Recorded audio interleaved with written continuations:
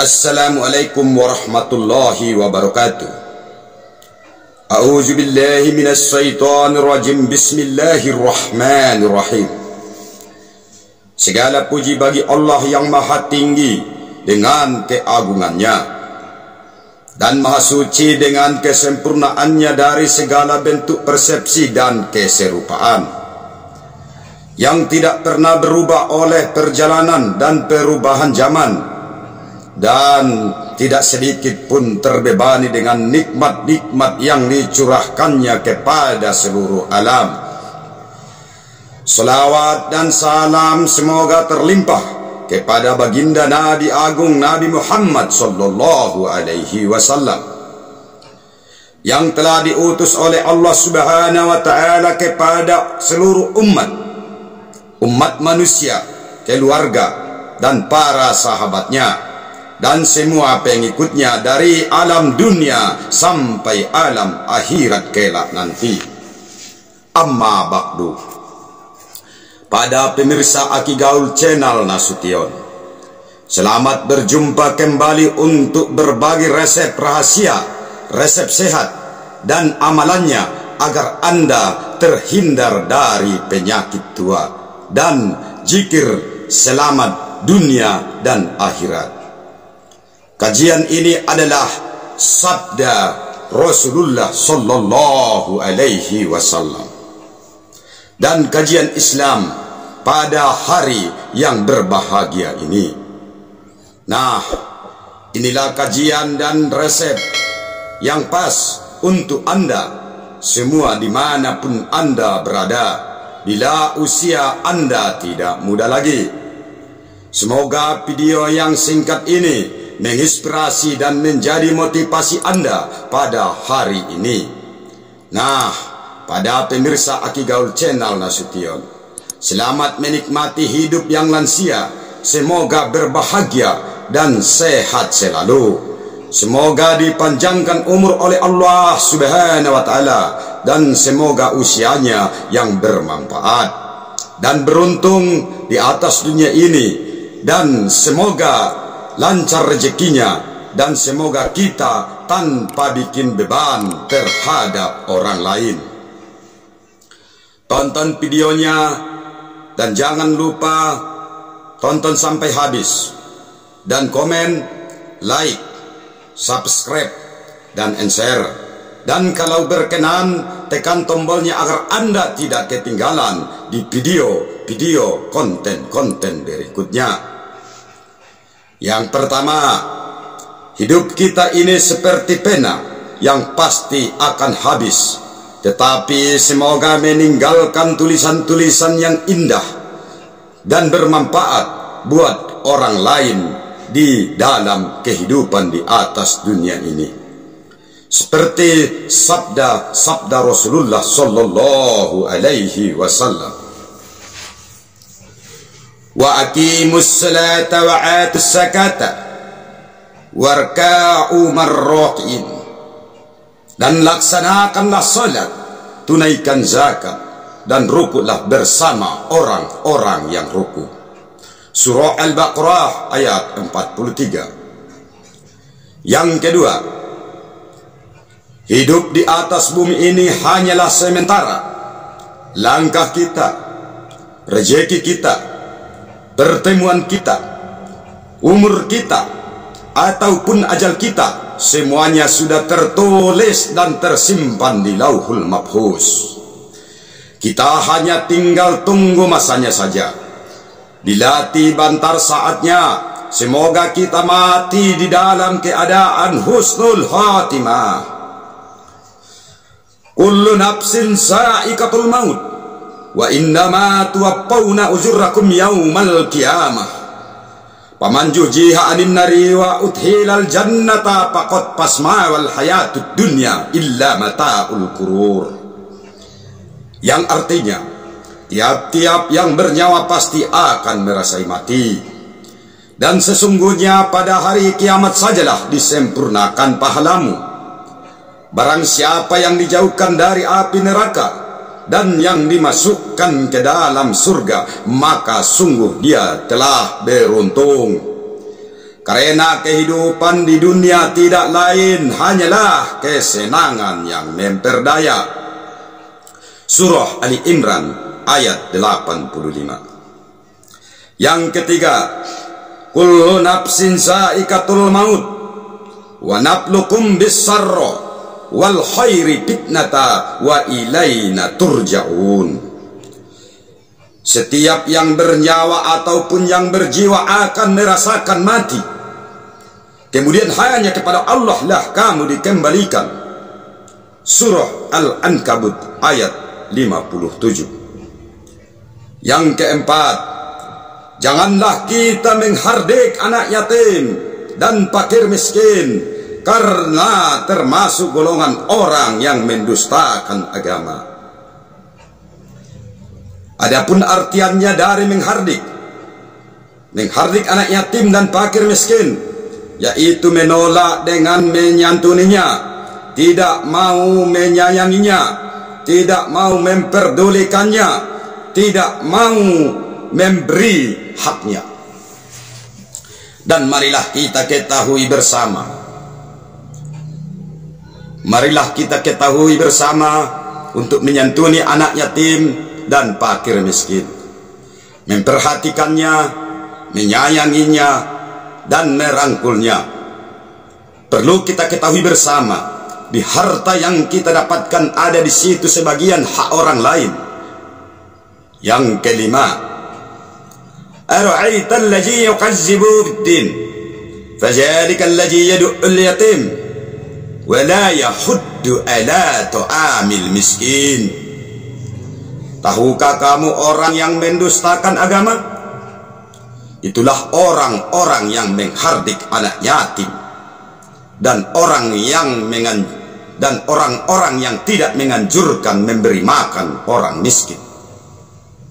Surah Al-Ma'un ayat 1, 2 sampai 3. Menurut ahli tafsir, ayat tersebut menjelaskan tentang ciri-ciri orang-orang yang mendustakan agamanya.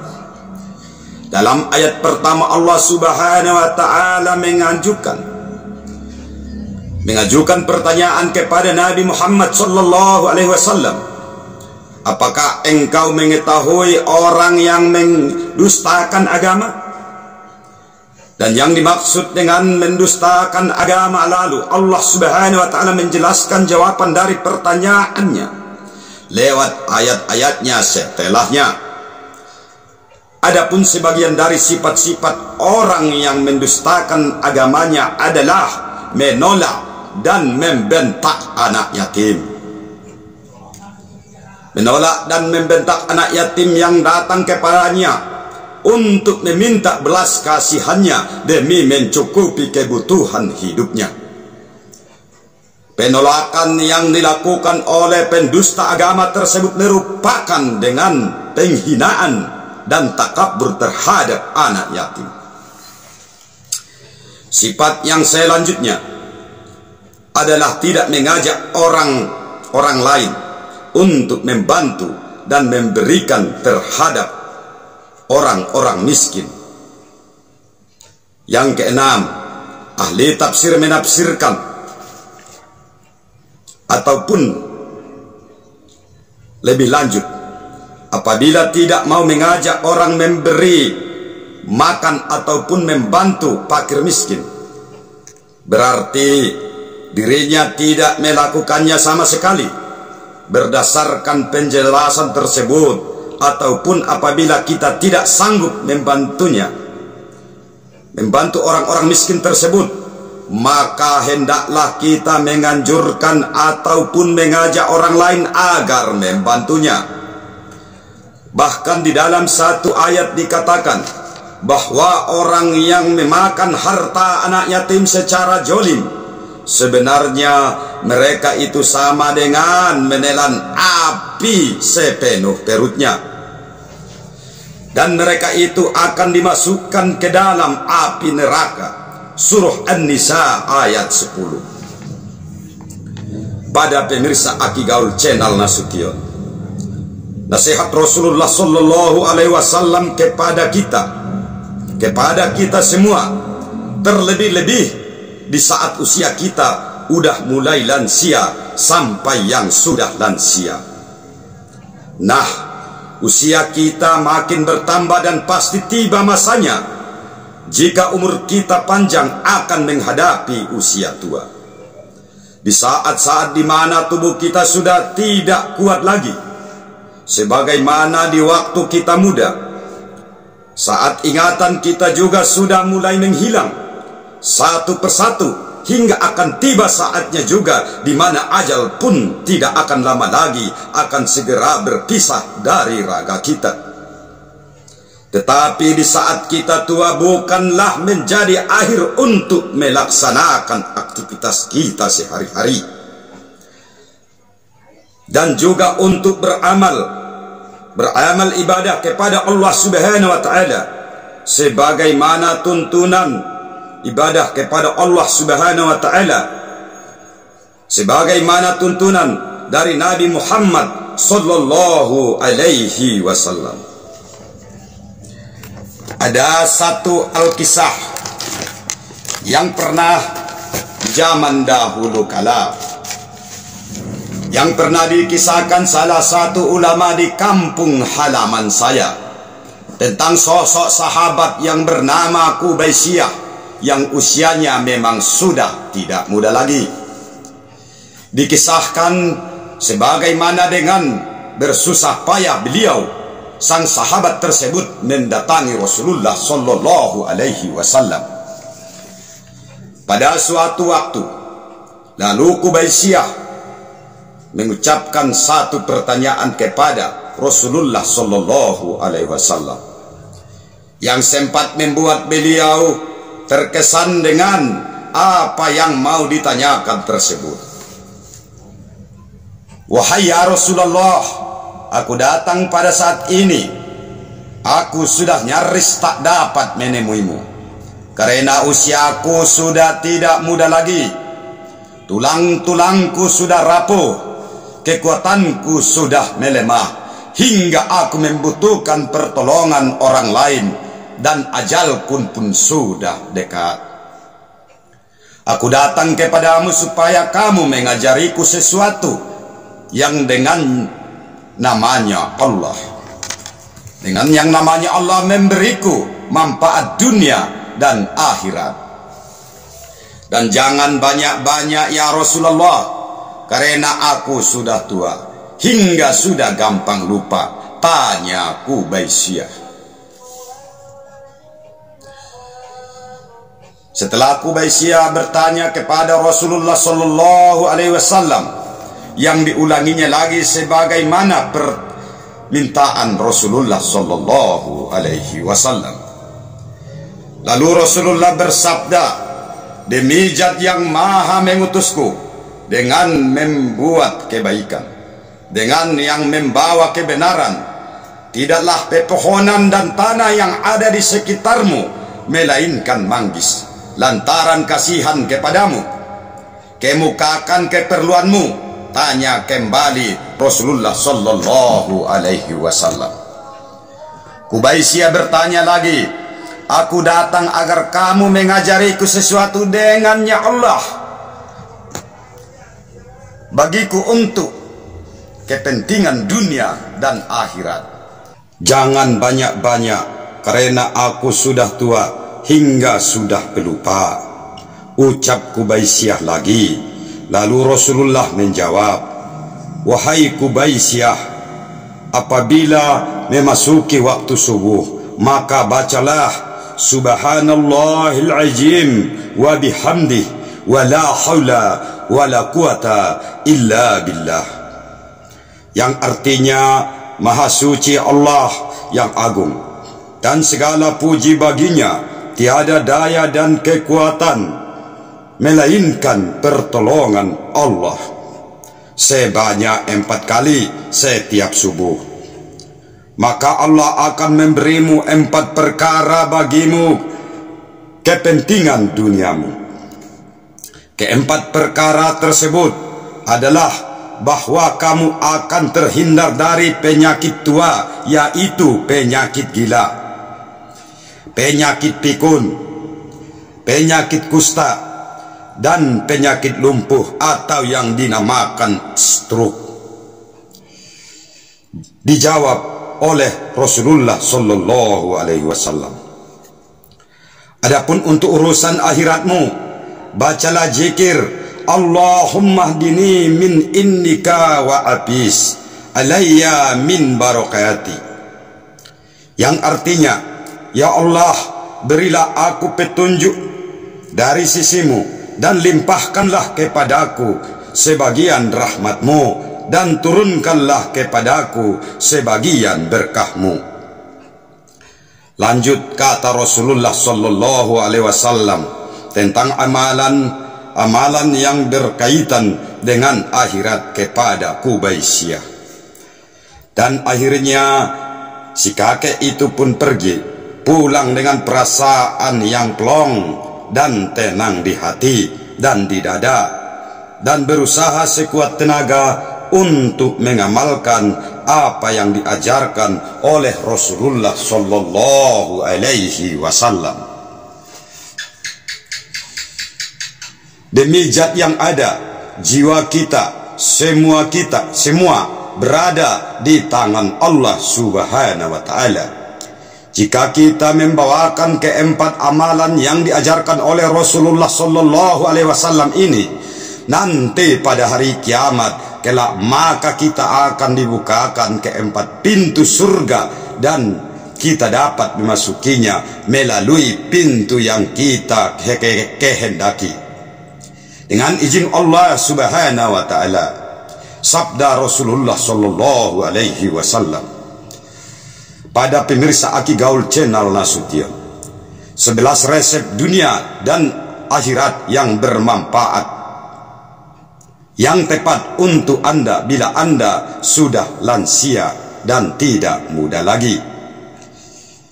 Jadikanlah kesehari-harian Anda dengan gerakan tubuh sebagai rahmatan lil alamin. Yang pertama, di dalam setiap perkataanmu, jadikanlah sebagai dakwah yang bermanfaat buat untuk umat manusia di atas dunia ini. Yang kedua, di dalam setiap perdiamanmu, jadikanlah sebagai zikir kepada Sang Rabbul Alamin, yaitu Allah subhanahu wa ta'ala. Yang ketiga, dalam setiap hembusan napasmu, jadikanlah sebagai tasbih dengan mengucapkan nama Allah. Yang keempat, dalam setiap pandangan matamu, jadikanlah sebagai rahmat dengan mengucapkan syukur atas ciptaan Allah subhanahu wa ta'ala, dengan mengucapkan syukur alhamdulillahi rabbil alamin. Yang kelima, di dalam setiap perkataanmu dan pendengaranmu yang selalu terjaga. Orang yang menjaga perkataannya dengan baik, beruntunglah dia di akhirat kelak nanti. Orang yang perkataannya buruk, merugilah ia selama di atas dunia ini. Yang keenam, dalam setiap pemikiranmu, jadilah selalu baik sangka. Yang ketujuh, di dalam setiap gerakan hatimu, jadikanlah sebuah doa-doa yang baik, jangan doa-doa yang mencelakakan orang lain. Yang kedelapan, di dalam setiap uluran tanganmu, jadikanlah sebagai sedekah, karena sedekah adalah raja segala obat yang kita harapkan di akhirat kelak nanti. Yang kita harapkan nanti di akhirat adalah yang kita berikan kepada orang lain. Jangan jadikan tanganmu untuk mengambil hak orang lain, karena walaupun sekecil biji sarrah, perbuatan kita akan dihitung di yaumil, hari perhitungan kelak nanti.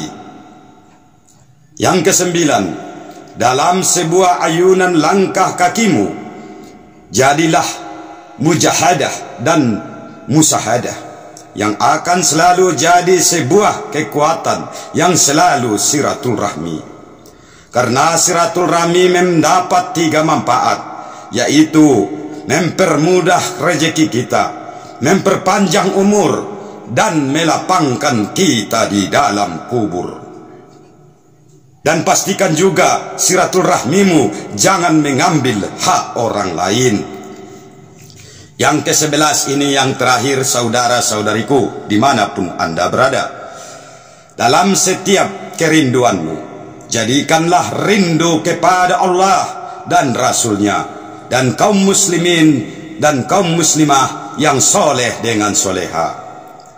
Sampai di sinilah kajian ini. Semoga kita semua dapat mengambil ihtibar yang bermanfaat dan bernilai ibadah sebelum nyawa kita bergegas dari badan kita. Dari untaian kajian yang singkat ini, dakwahum fiha subhanakallah, attahiyatuhum fiha salamu, wa akhiru da walhamdulillahi rabbil alamin. Sekian dan terima kasih. Assalamualaikum warahmatullahi wabarakatuh.